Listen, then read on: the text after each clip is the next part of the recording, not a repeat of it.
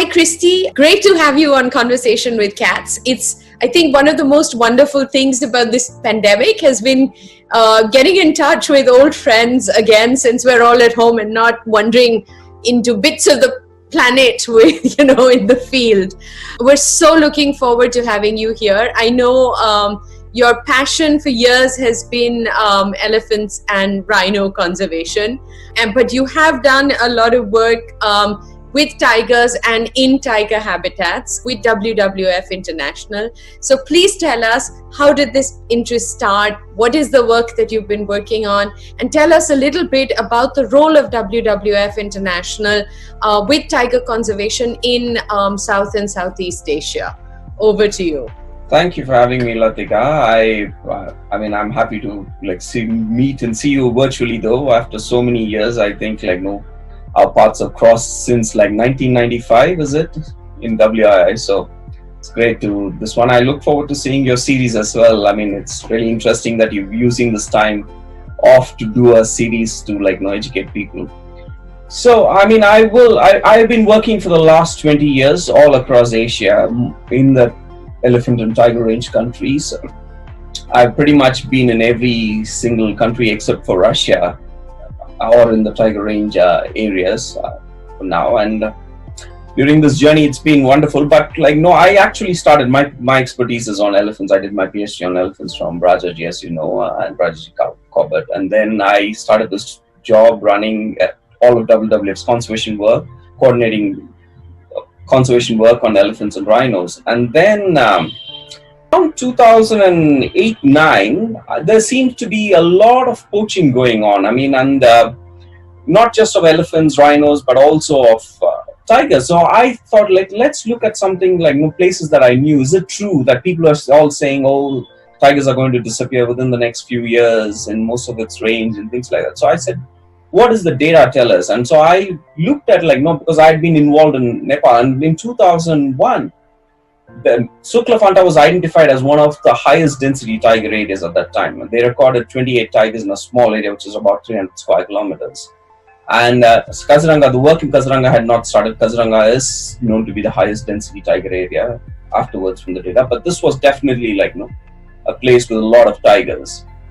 And then then the civil war broke. There was a lot of poaching of rhinos and tigers going on here. And so when we looked at the data in 2009, when I actually started looking at it, there were only about 7 tigers left out of the 20. Where it started with 28 tigers in a 300 square kilometer area, and it had come down to about 7 tigers. And the poaching was very rife. They were seizing a lot of snares, things like that. And this was one area where we had been investing on rhino conservation and tiger conservation as WWF. And I kind of felt, wow, this is really a steep decline. And of course, I went back to my old study site to because if you were, and Rajaji, as you have been, you see tiger pug marks in every single Nalla and Rao in Rajaji when I was doing my PhD between 1996 and 1999. Anywhere you grow, any water hole you go, you would see tiger pug marks. And the thing was, there was about 7 or 8 tigers that were recorded during that period. There was breeding, there were cubs were seen. Tigers have been photographed by people like Advait at kills. And then I started hearing rumors that tigers have disappeared in Western Rajaji. And we are talking just about Western Rajaji, from the area between Ganges and Yamuna, and near the Mohan Road. And then this was the year that Terai Arc, on this big concept where we were going to connect all the protected areas across the Terai into a single thing, had taken off, and WWF had played a big part in the thought leadership on this idea. And yet, I was hearing 10 years later on, or 10 years afterwards, I was hearing that there was just 2 female. And so when I started asking for data from WI, they said they had camera trapped, really intensive camera trapping, running over 200 cameras for many hundreds of thousands of nights, and they only had 2 females left on the western side of Rajaj. This was my light bulb moment, and it was it led to a internal campaign within WWF, which I called Stop the Bleeding. And I kind of started rallying all our internal people, saying something's seriously wrong and thing we need to address. And so I was asked to kind of come to our global leadership, where all the CEOs meet once a year, and that happened in Borneo that year in 2009. And I was asked to come and run 2 workshops for the CEOs to talk about this whole Asian flagship species crisis. There was rhinos being poached, Sumatra rhinos had declined very badly. The last Javan rhino in Vietnam had been found dead with a bullet in its leg. So there was a lot of things going on, and I said, like, no, we need to stop, and like, no, something's happening and we need to like refocus. Around the same time, we had the year of the tiger, and so WWF had just then, I mean, I would assume that part of my campaign had some role to play in this, but they launched this big program, which was Tigers Alive initiative, which was to double the number of tigers in the wild by the time the next year of tiger came around, which was in 2022. And I'm sure you're very deeply involved in the efforts towards heading towards the event in 2022. And this is where, like, no, so then I became the country director of WWF in Myanmar. And as you can see, tigers in Southeast Asia are in a pretty bad shape. Like, there is hardly any population that you can say stable. Like, there's only one stable population we could say, that's in the Thai-Myanmar border in a landscape called the Dana Tenasserim. Every other population is declining, be it in Peninsula Malaysia, be it in Sumatra. And then you have the Indochina area, which is Vietnam, Cambodia, Laos, where there is Cambodia's last tiger was recorded, I think, if I remember correctly, was either 2005 or 2007.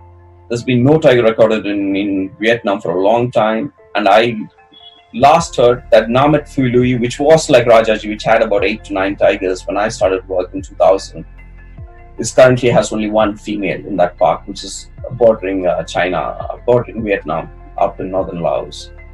So there is a big crisis of tigers, on tigers going on in Southeast Asia. So in the sphere of work that I am currently doing, I've of course spent 3.5 years as the country director of Myanmar, where we did a lot of work on the Dana Tenasserim landscape. And one of the main reasons why tigers are going in Southeast Asia is the snaring crisis, right? You have snares, any forest that's unprotected without patrolling, or even with patrolling, you will find snares. And a simple example I can give you, there's a small protected area called Hui Forest in Vietnam, community protected. I think it's a state forest area. And between 2010-11 to 2019, they've removed about 127,000 snares. Roughly 14,000 snares every year is removed by the rangers that we fund. That means that like every month they're removing over 1,000 snares. And in these forests, nothing can escape. And we don't have a 100% detection rate on snares. So imagine how many, whatever is left is killing. So they are basically, you have an empty forest syndrome. So that's what drives it. So you would have tigers being victims in the snares, but you also have tiger prey being completely decimated by the snaring crisis. And this crisis is the one that we need to address at this point in time, which is what we are focused on in all the sites we work in. And of course, as I said, the Dana Tenasserim is 183,000 square kilometer landscape. It's huge. It's stretching all the way from northern Thailand, Myanmar, down to nearly the Malaysian border. It's got it's got almost all the capped species that have been recorded in camera traps, and it's got a tiger. It's got possibly the only remaining tiger population that's been stable or showing some levels of increase through dispersal. So you have actually tigers. The biggest source site, Weka Keng on Thai side, has been protected for many years by the Thai DNP with technical support from WCS. And this is the place where you have breeding tigers and you have tigers dispersing regularly out. And we now have evidence that tigers that have dispersed out of the source site have recolonized areas in Myanmar, for example.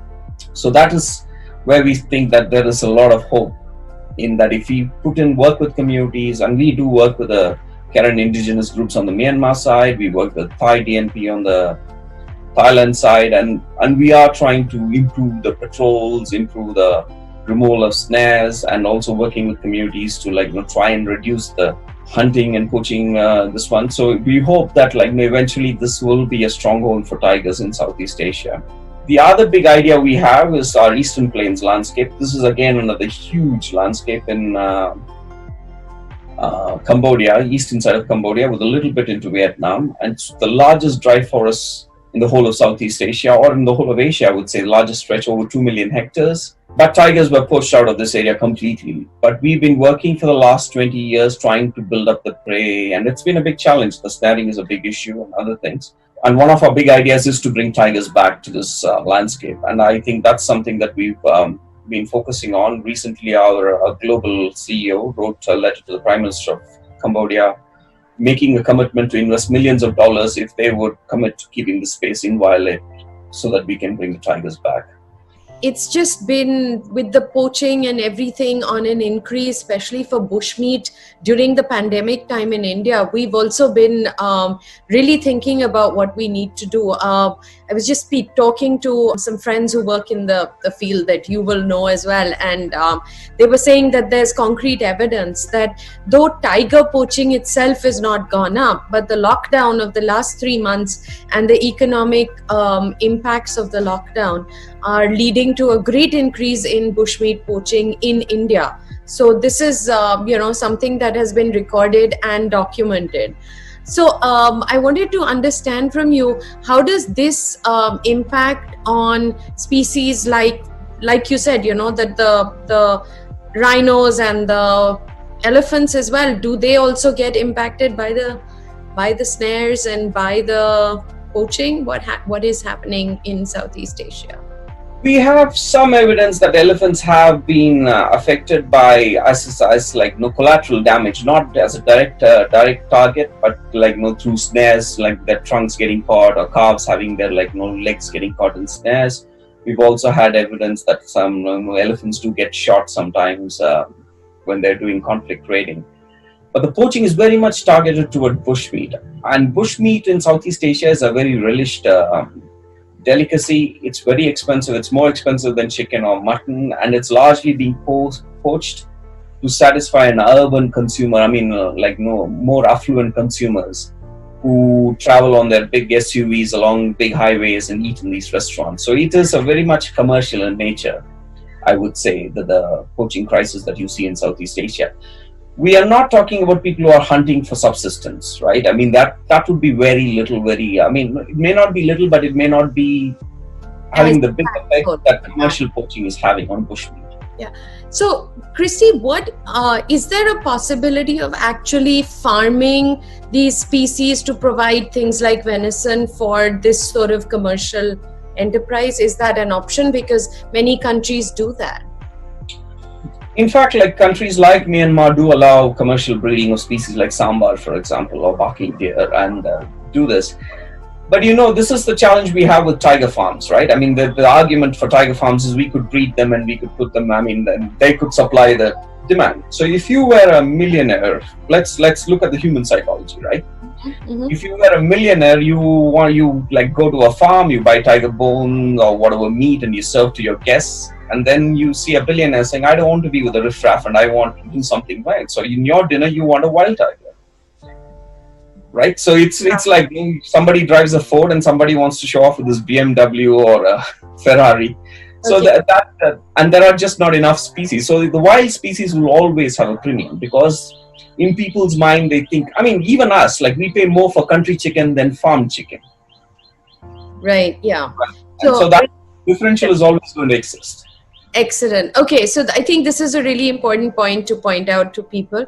The other thing that I was wondering is, today we have the perfect opportunity to actually talk about not eating bushmeat because of the spread of zoonotic disease like SARS, like Ebola, and now like COVID-19.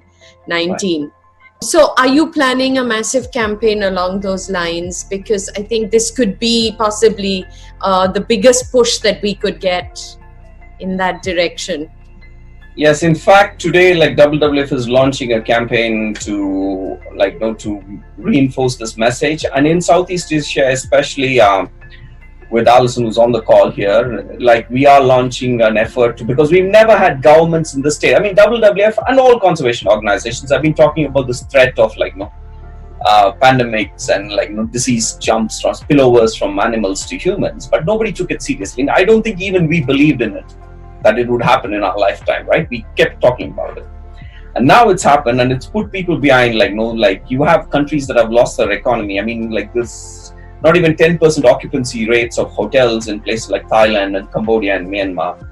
The garment manufacturing industry has been decimated because there's been no demand. I mean, this is the first crisis where you had a demand collapse and a supply collapse, right? You've never had a recession where that both have collapsed together. It's usually one or the other. And so I think governments are in the right state of economic damage and health scare to listen to a message now. And we are strongly pushing on this. Our team in Vietnam, for example, is talking with their Prime Minister's office to looking to get a very strong directive to ban wild meat. One of the challenges we have is that if you go with a blanket ban, that the enforcement may not be so strong. So we are looking to identify high-risk species and taxa, and have the enforcement efforts targeted at them, and also not rely on the traditional forest departments or environmental ministries to do it, but to have the health ministry look at it from a health angle and do this enforcement. So that's our plan in Southeast Asia, at least. Okay, so also explain to me, because this is a question I get asked a lot. We do technically have the potential and the ability to take really small populations of tigers and actually geotag all of them, and then have a remote way of actually monitoring movement to make sure that we know where every tiger is at every moment. I know it's terribly invasive, and I understand how invasive it is, but when you have 7 tigers left in a landscape and you want to protect them, couldn't we actually do things like that? And why is it not being done till now? I think it's easy to do it in the dry forest, where tigers are a lot more localized, and you can when the summer comes around, they will be around the waterholes, and you can do that. And I think you can do it in Sutlafanta, for example. I mean, now the tiger numbers are increasing in Sutlafanta as well. But or in Weka King, where WCS has done that a lot. It's one of the largest radio tracking studies of tigers in Asia. But when you start getting into rainforests and more mountainous forests, it becomes a challenge, because when we and it's also a law of diminishing returns, right? Like the lower the densities become, the higher you have to camera trap to just get a tiger in your camera traps. Like, for example, we run hundreds of nights of camera traps to get one tiger picture. Whereas if you run hundreds of nights of cameras in a jungle in India, for example, like Corbett or Kana, you get hundreds of images, or probably 200, 300 images in that period. Yeah. And so that's the challenge. How do you then capture the tiger?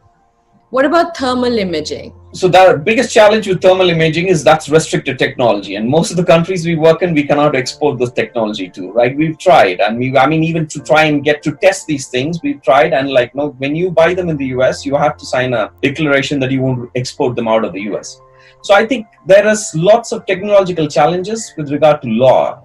Bringing them. First, you have a challenge of exporting it from the country, and then you have the challenge of taking it to a country where you don't know whether you're legal or not. Okay, so I'm going to actually bring this point up, because I'm talking with someone this afternoon talking about the law, implementation of the law, and how the legal system can support or hamper wildlife conservation. So I'm going to bring this point up. So the point is, and to just sum it up, technology exists. We're lacking in political will.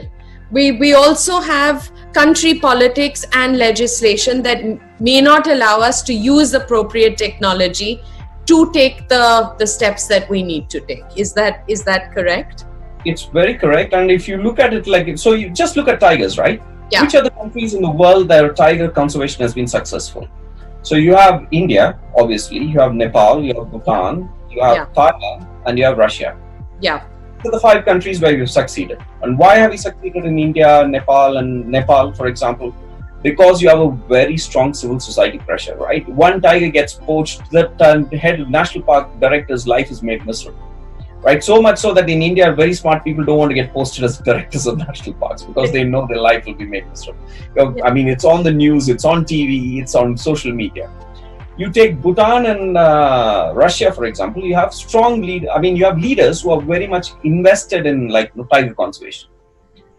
They want to make it happen. Thailand has been a outlier, because you had one site in which the DNP and WC has invested years and years of effort to make sure the tigers really thrive there. And now the Thai society, since it's reached middle class, is very active on tiger conservation. So they are reaching what India has been like known for many years. So in Thailand, if a tiger gets poached or the news of some seizure happens, it's all over the news, and there's huge pressure on the government. Like no, it's on social media. So much so the government actually thinks of it as a political problem. In all the other countries where we are struggling, tiger goes extinct, nothing happens. I mean, Peninsular Malaysia, Sumatran rhino went, that's gone. Not a single head roll. Nobody even got a tap on their wrists. So this is the problem, right? When you basically need the political will. That political will either comes from a personal political will, I mean personal interest like Putin in Russia, or you have the civil society pressure. If those two conditions don't exist, it's really hard to make tiger conservation happen. Okay, wow.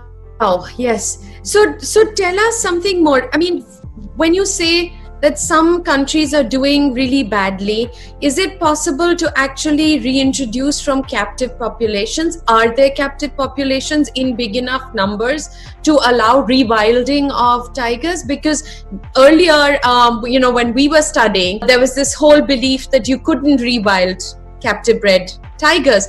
But now, of course, in India, we've actually proved that you can do it. It's not the ideal situation, but it can be done. So do you have that option in Southeast Asia? Many governments are talking about it. Like in Cambodia, they are talking about using captive stock. But one challenge is what captive stock? I mean, most tigers in captivity are interbred between various subspecies. And I'm a pragmatist. I mean, there was even an argument saying how can we bring in Royal Bengal to an Indochina? Like, for example, they were talking about taking tigers from India to Eastern Plains, Cambodia. Eventually, that's the discussion going on. And some people saying, oh, this is the Indochina tiger range and you shouldn't be bringing the Royal Bengal. And my thing is once a tiger is gone, how does it matter what subspecies you bring back? Yeah. I think it's you should look at the ecosystem function of that apex predator. That's what matters, nothing else. I think the challenge is always going to be how do you, if you fence a large enough area, I think you can succeed. But to bring it back to landscape level, I think you would need political will. You can perhaps succeed in a smaller. I think there is will in places like Cambodia for private conservation concessions, like the type of model that African Park runs. And I think it's possible if people have deep enough pockets, somebody big wants to invest in it. I think it can be. You can try that experiment. Perhaps it would succeed, and I would be very happy if it succeeds, because having any tiger, whether wild or captive, is better than having no tiger at all. Fantastic. We shall remember that and see how we can do something with that. Okay, coming back to India, there's this whole hype about an actual counting of tiger numbers, and we've gone up and we've gone down, we've lost 2 and we've gained 3, and all this goes up. But from my experience, most of the tiger numbers that we get are from protected areas. And we're not really, we extrapolate to areas outside of tiger reserves, but we're still discovering new populations and sizes of new populations, especially in places like the Northeast. So do you think that we actually could have a few more tigers than we think we have? And that's why areas like Chandrapur now, there's this whole conflict, because there's so many man-eaters, and there's this whole population spill outside of protected areas with no place to go to. And what would you recommend for places like that where you have this population spill happening? So, India has 2 challenges, right? You have tigers, like you just described, living closely with people and people somehow tolerating them. But I think there will be a time when that fabric gets stretched beyond a point, and then you will have, you do see that, when somebody gets killed, there's retaliation, poisonings and things like that.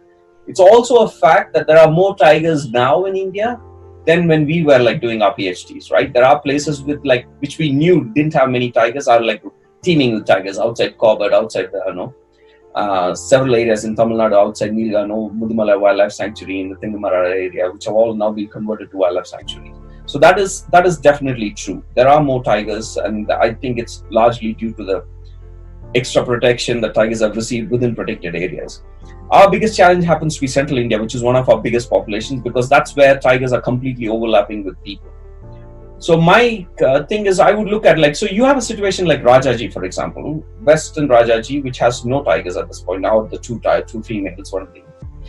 So, and there are plenty of empty forests in Northeast India as well. And what I haven't seen is an effort, a systematic effort to try and look at it as a long-term systemic problem, not just the 5 years some officer is there and interested, but to have a big vision which says in 50 years time, we want this habitat repopulated, rewilded with tigers, elephants, and other things that existed there before. And rewilding definitely has to be part of our conservation ethic, because large parts of the world have been converted. And I think now we have a chance with more and more people moving to urban areas and places emptying out. Even degraded areas can be restored. And I think we should be thinking about these tigers as, can they be part of that rewilding program, and where can we do it? But in the end, I think I always say, in places like Sweden, the wolf kills sheep and they kill the sheep, the farmers kill the sheep back. In India, elephants and tigers kill human beings, and yet the government will not declare them rogue till 7 or 8 human beings have been killed. And so there's a great deal of tolerance, but I think we need to be more proactive in these places. But also, I think we have to understand that at some point in time, some of the tigers might become urban tigers, like our Andheri like the leopards in Borivali. So, absolutely.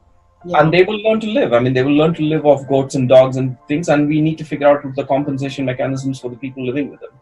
Okay, so is it possible, Christy, for now, let's just talk about the Year of the Tiger 2022, to actually come up with a plan, say for WWF with many of its partner organizations like WCS, to actually come up with a plan showing a map, showing where we have high tiger populations, places where we could possibly reintroduce and move them to, and actually put this out to get public opinion on the matter and actually get pressure on the government to go ahead and do this. Do you think we could plan for that? I think definitely that's an idea, and that currently WCS is leading the effort actually, but WWF is part of the coalition with several other organizations working on tigers. They are doing the Tiger Conservation Landscape version 3 at this point in time. They're redoing that whole analysis, and you're probably part of that grouping as well. And that should be talking.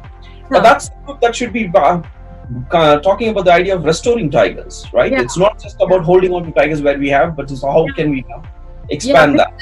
Because what I've been finding is that it's a small group that works on this, but the information is not out there for people.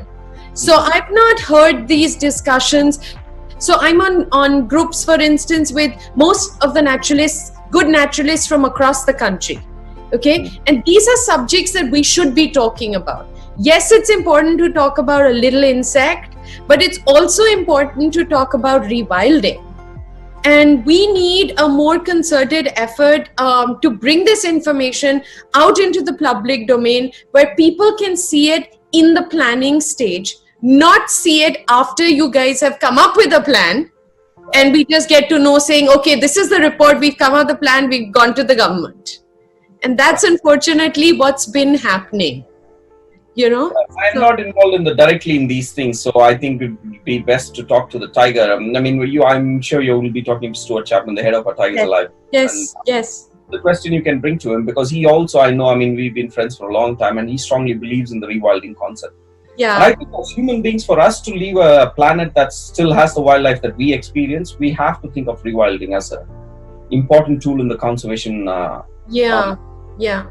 So there was also, I don't know if you know, but in the same Chandrapur area that I was talking about, absolute central India, the CCF has got so desperate because of the spike in human conflict that he's actually talking of relocating 50 tigers. He's talking of, if we can't relocate them, can we sterilize them? Have you seen all this news? No, I'm not being party to this. You need to look this up. It's quite extraordinary that this conversation was taking place, but it's actually really scary, Christy, because not more than 10 days ago, 11 people being killed by tigers in one day. Not over an extended period of time, but in 24 hours. So the spike in human conflict has been huge. And then, of course, there was this whole conflict with the poor elephant in Kerala, and you must have Yes. read about that, and the fact that people are now resorting to homemade, firecrackers and bombs, and I've seen that being used in Madhya Pradesh a lot. So do people actually use things other than snares? I mean, is human conflict a problem in places like Myanmar? How bad is it? Or are these populations more in isolated, remote areas?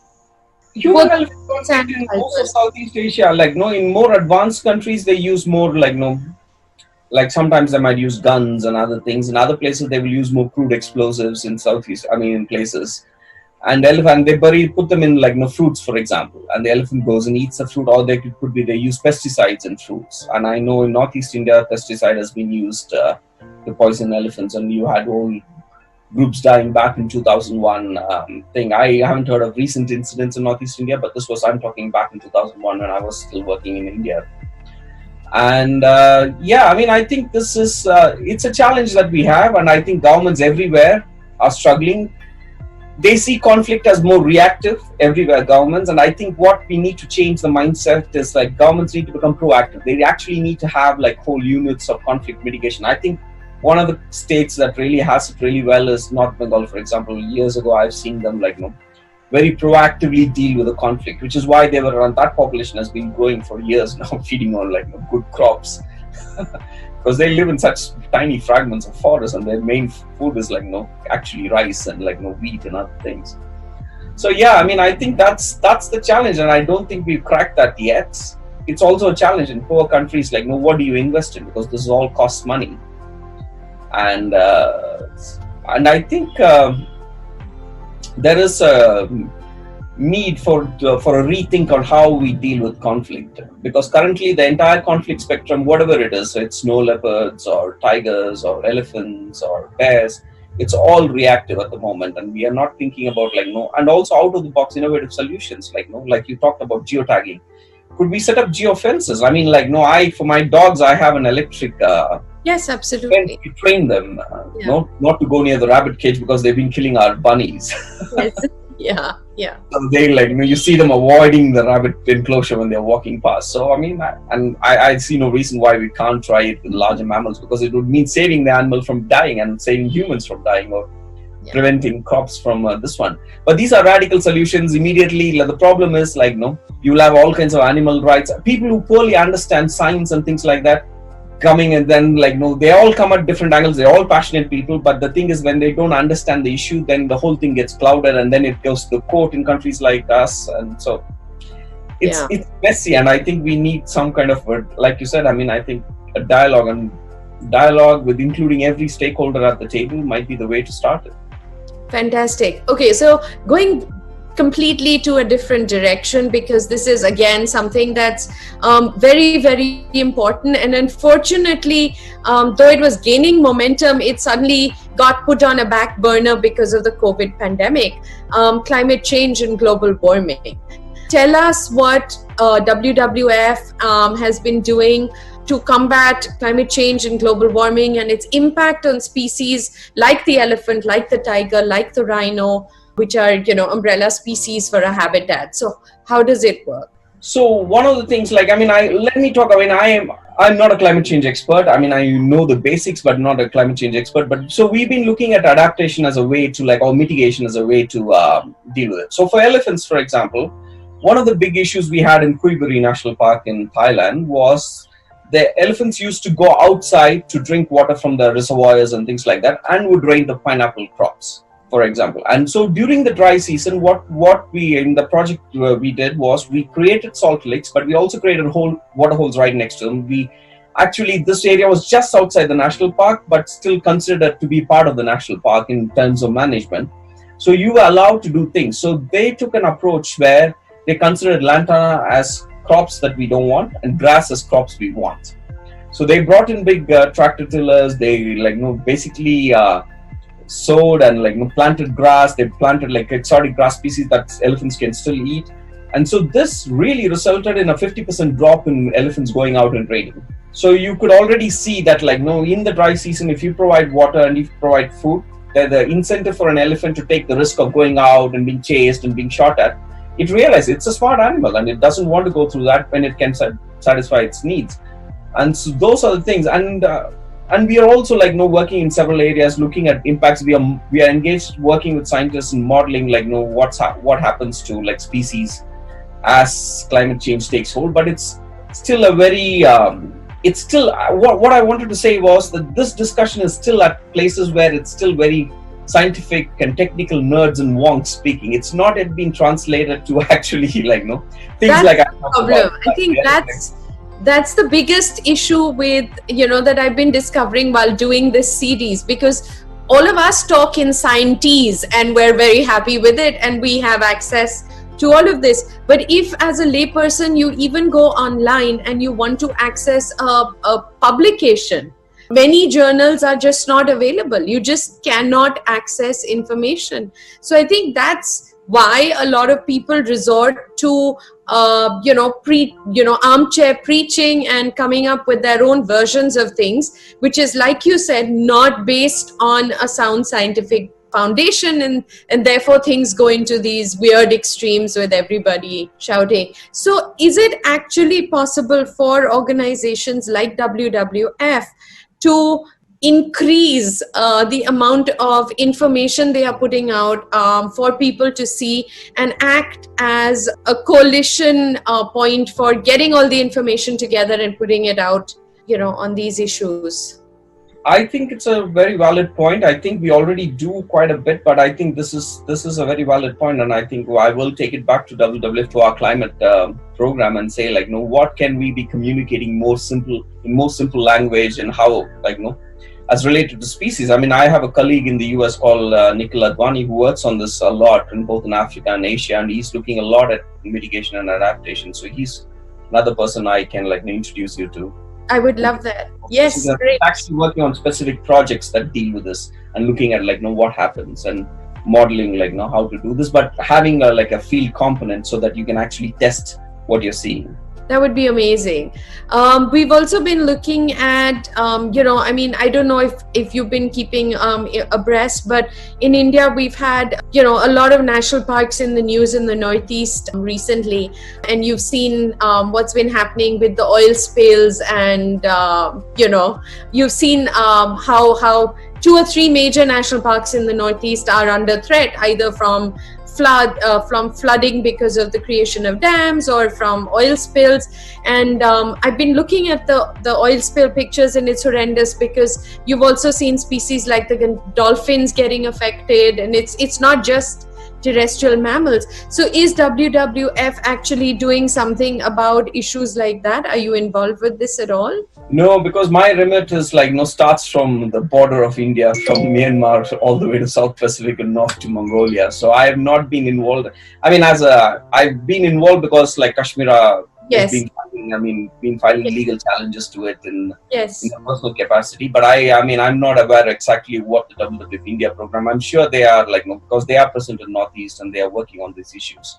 But I don't know the exact specifics. Do you have similar issues in Southeast Asia as well, with huge development projects coming in and environment, people not building the right sort of measures into programs right from the beginning? So, what I keep telling people is, it's not about putting a bandage on the wound or stitching it up after it happens. It's actually preventing the injury from taking place. So, are you involved with any government where you have a say in huge development projects and can guide them as to how to build in effective ecological measures to make sure that there's not a huge disaster? Do you do that? So I don't know whether we have a say in it, but we are engaging with all governments. Every country we work in, we are looking at large infrastructural projects like dams, roads, and things like that. In Myanmar, there's a road that runs from the Dawei port to Kanchanaburi in Thailand. And so we've been working very closely both with the authorities on the Thai side and the Myanmar side, and helping them with their environmental impact assessment, comments on the environmental impact assessments. And clearly many of these assessments fall far short of what would be ideal. And so we provide data, we do camera trapping, for example, and we provide them data of presence of animals. We give them comments. We tell them in mitigation, what kind of structures do we need, and like, where would we've done a lot of modeling looking at like animal crossings, for example, and saying like, where we could do that. In Cambodia, the WWF worked a lot with the government to convince them to put a moratorium on the Sambor Dam, which is now under a 10-year moratorium. It was supposed to be started this year, and that would have like really had a huge impact on the Irrawaddy dolphins in Cambodia in the Mekong. And so there the argument was we presented a lot of alternatives, and we brought investors to a renewable energy summit, for example, that WWF co-hosted with the government. And so eventually the government decided they would put a moratorium for now. And we think in 10 years we would have the technology, and things like renewable energy would become so cheap that it would not make sense to go down the path of dams. So I think we basically bought ourselves a thing. But we also have challenges. I mean, there are some strong governments which don't want to listen to you. We talk to their investors, but if the investors come from China or this one, we talk to our office in China. If they come from Singapore, we talk through our offices in Singapore. So because we have a global presence, we do a lot of working in the background, right? We are not the guys who are out there with the banners shouting against it, because there is a role for them. Absolutely, there's a role for them. We see our role as more working with the government and trying to convince in the back rooms rather than taking a public stance on many things. So you work to change the system within the system, not against. There have been instances when we have not been successful from within the system, and then we go out and campaign. But we give it a full try. We go through the whole range of it. Being a responsible global conservation organization, we feel that we have to go through the entire, we have to have all the options on the table and not just one. Okay. So the other, I think, one of the other things that strikes me about Southeast Asia is that most people would go to Southeast Asia for tourism, but other than, somebody saying, okay, I want to go to see orangutans or something, people don't really plan a trip to go to Thailand to see like a tiger. So how much role does tourism play in wildlife conservation in Southeast Asia? Is there a huge role? Yeah, you've come to my favorite story about tourism in Thailand. So I went to Kengkrachan National Park and Kuiburi in 2004 or 2005 was my first trip. So there is this place called Pananthung, which is now closed. That part is now closed for public, but that used to be open for public till about 3 years ago. And it's like you climb the mountains, you climb up the mountains, and then when you're up there, when you wake up in the morning, you wake up to the calls of the gibbons, and you wake up and you see the entire forest under your feet covered in clouds, and you see the hornbills, flying over that. It's a fantastic sight to wake up to. And in 2005, I remember, there was one tourist who was a hardcore birder who had pitched a tent, and we were out there on Pananthung. And I have to say, 4 years ago, I went back to the same site. There was 150 cars on that, SUVs on that plateau. And the tents were pitched night, and you couldn't get out of your tent without stepping on somebody else's tent. So it's huge. And the wildlife tourism has really exploded in Thailand. And a large part of it is driven by domestic tourists. It's not foreign tourists. Yeah. Just like in India, tiger tourism is driven by photographers and domestic tourists. So I think where people have started seeing animals, it's really exploded. Local communities are benefiting from it. In Kuiburi National Park, when I was talking about this water and salt lake and things like that, the elephants are easy to see now, and so the local communities now rent their jeeps, act as guides, and they're earning money from those things. Of course, COVID has now put a stop to all that stuff, but hopefully it'll all come back. But in Thailand, it'll probably come back faster because it's totally dependent on domestic tourists rather than foreign tourists. So I think if you can and that's a good example, and we have also seen that happen in Vietnam with primates, some of the primates, because Vietnam has these 17 species of endemic primates, right? And so people are starting to see, but it's a whole cultural shift. First, you have to become more affluent, and then you want to you start seeing that's the shift that's happening slowly. Wow, fantastic. Okay, because that's good to know. And it's also, so yesterday I was talking with someone in the US, and we were talking about the small populations of lions in Africa in countries where there is desperate need of tourism, just to give them that little bit of a boost, saying, okay, the world hasn't forgotten you. We remember you exist, and we're willing to come in and give a little bit to the community because we're visiting you. So I think it's a really good point, and I think people need to understand that they can plan these trips now to places like Southeast Asia, which are not, the other end of the planet, because people are traveling like to South America, which are huge long flights, which may be a difficult thing, but here we're right there and we can go easily, and we can have these holidays which are, longer period holidays. And so now tell me, what is the situation with WWF and this whole talk of COVID spreading to wildlife? What have you discussed this at all? Because we've seen it in captive populations, but there's been no proof in wild populations yet. So we are talking to veterinarians. We put in place protocols, like, for example, where our patrolling teams, for example, patrolling teams that we support, government patrolling teams that we support, or community patrolling groups that we support, we put them on personal protective equipment, social distancing. We are starting to roll out regulations with regard to how close can they approach, for example, primates in Vietnam, for example. Should they be approaching them close, or should they be far away? Should they always wear a mask? So we are starting to get into that thing, because we realize that this is definitely a danger, and primates, being very close relatives of ours, could potentially have the same impact that we are seeing on humans. Yeah. So we are already starting to do this now, and very good. We are in the process of discussion, so it's all do this. We are learning as we go, and adding more and more, but these protocols are being written as we speak. Great, because there was a bit of a scare here in India. I don't know if you saw it somewhere in Meerut. There was a doctor who had a bag with samples taken from COVID patients, and a rhesus macaque grabbed the bag and ran away with it. And they didn't know whether he had broken it or got infected or what had happened.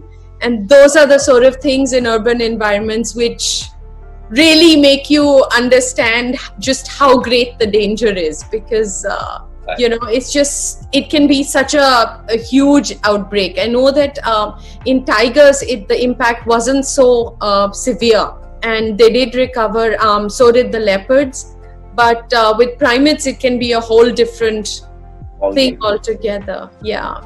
Well, Christy, thank you so much. We could chat forever.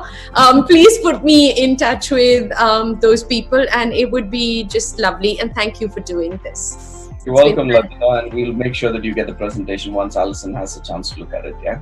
Thank you for having me on your program. Thank you.